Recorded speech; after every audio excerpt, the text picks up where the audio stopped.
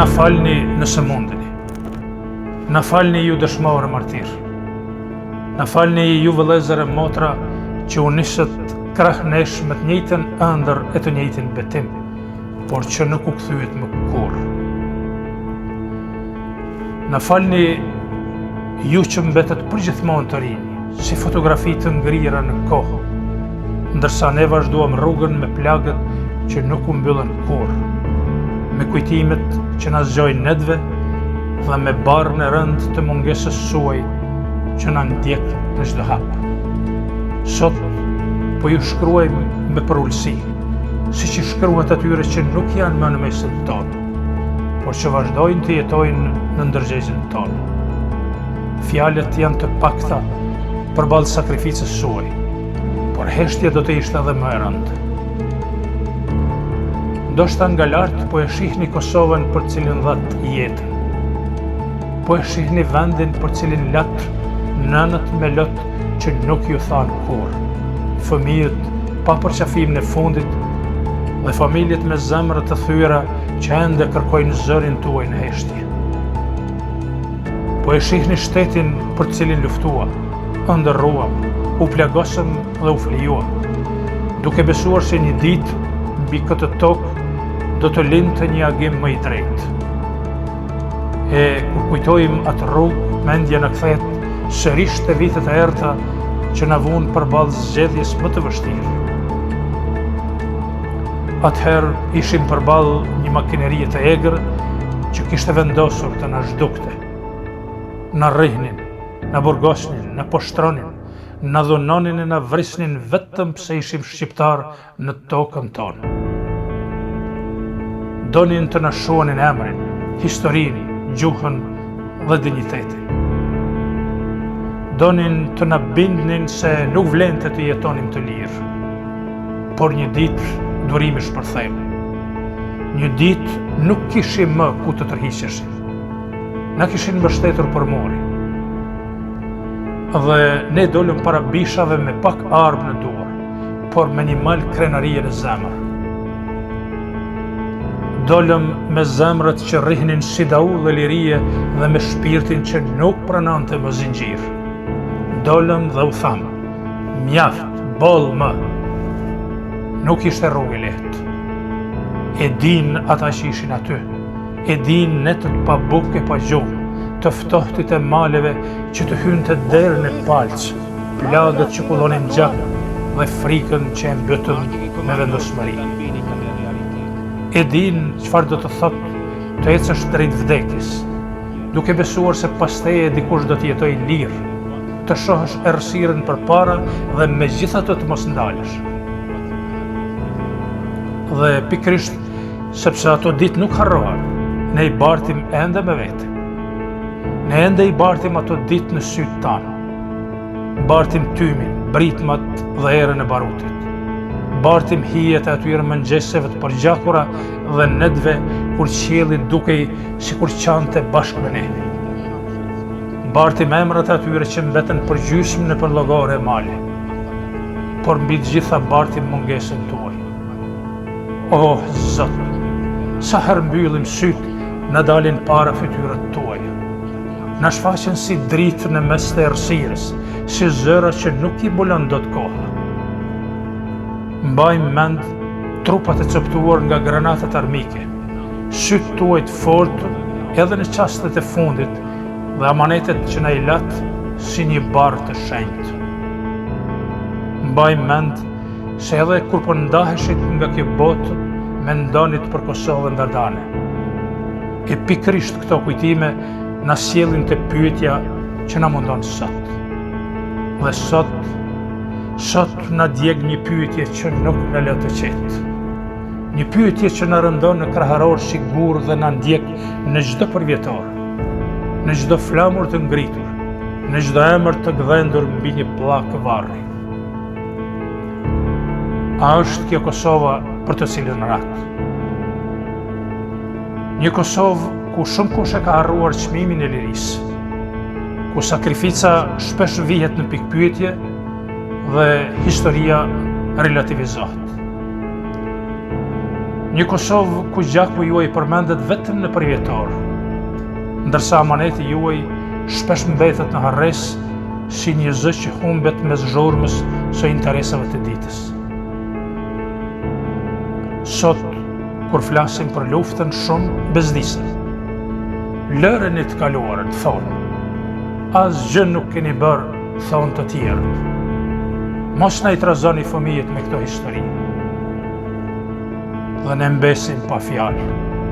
Si të heshtim. Si të heshtim para familjeve të 1432 fëmijëve të vrarë nga barbaria serbe. Si të heshtim kur para syve na dalin familjet e shfarosura më shumë se 1600 shqiptarë të mëgjetur, fëmijët e vrarë në Djep dhe nënat e masakruara. Kur kujtojmë malet e Kosovës të mbushura me lot, gjake dhe dhimbje, kur kujtojmë voglushin Leotrim Ahmeti dhe plagën që nuk mbyllet kurrë në zemrën e nënës së tij. Si të heshtim kur ende ka varre që presin drejtësi dhe nëna që presin paqe. Ne jemi pak që i kemi parë këto me sytë tanë dhe fatkeqësisht shpesh fiton shumica. Shumica që nuk e ka parë luftën, nuk e ka dëgjuar fishkëllimin e plombit pranë veshit dhe nuk e ka parë një shok të jap frymën e fundit në duart e tua. Shumica që nuk e njeh peshën e asaj dhimbje. Prandaj, ndonjëherë na duket sikur ju kemi borxh. Borxh për Kosovën që edhe më tutje endet mes korrupsionit, padrejtësisë dhe harresës. Borxh për idealin që shpesh është zëvendësuar nga interesi. Borxh për ëndrrën që ende nuk është bërë ashtu siç e kishim parë bashkë në ato ditë zjarri. Dhe na falni edhe për një plagë tjetër. Na falni që disa nga shokët tanë të dikurshëm ranë prej pasurimit, lakmisë dhe pushtetit. Na falni që disa harruan pse kishin dalë në luftë dhe se veprimet e tyre u bën armë në duart e urrejtësve. Sepse sot, për shkak të disave, shumë kush na gjykon të gjithëve njësoj. Nuk dallojnë më idealin nga interesi. Nuk dallojnë më sakrificën nga përfitimi. Nuk dallojnë më gjakun e dëshmorit nga duart e atyre që e njëllosën emrin e luftës. Urrejtësit kanë marrë guxim, kanë marrë fjalën, kanë marrë hapësirën. Nuk e keni idenë se çfarë dëgjojmë çdo ditë. Shpifje, fyerje, helm e përçmim. Përpjekje të pandërprera për të mohuar dhimbjen, sakrificën dhe vetë ekzistencën tuaj në kujtesën tonë kombëtare. Dhe ajo që dhem më shumë është se shpesh nuk janë pak, janë shumë, janë shumica. Ah, shumica! Shumica që nuk e di sa kushtoj kjo liri. Shumica që flet pa e njohur dhimbje. Shumica që gjykon pa e bartur as edhe një grim të barrës që ne mbajmë çdo ditë në shpirtin ton e në zemrën ton të plagosur. Megjithatë, për të zhurmës së kohës dhe padrejtësive të saj, ka një të vërtetë që mbetet e pandryshuar. Por pavarësisht gjithçkaje, një të vërtetë nuk mund të ndryshojë askush. Ju ishit të pastër, ju ratë për lirinë e Kosovës, jo për pushtet, jo për pasuri, jo për privilegje. Ratë sepse e deshët këtë vend më shumë se jetën tuaj. Sepse në zemrët tuaja, Kosova ishte më e madhe se frika, më e madhe se dhimbja dhe më e madhe se vetë vdekja. Jemi mbledhur sot këtu për t'u dhënë lamtumirën e fundit dëshmorëve tonë. Prandaj asnjë shpifje, asnjë urrëtie, asnjë padrejtësi dhe asnjë harres nuk mund të zbeh madhështinë e sakrificës suaj.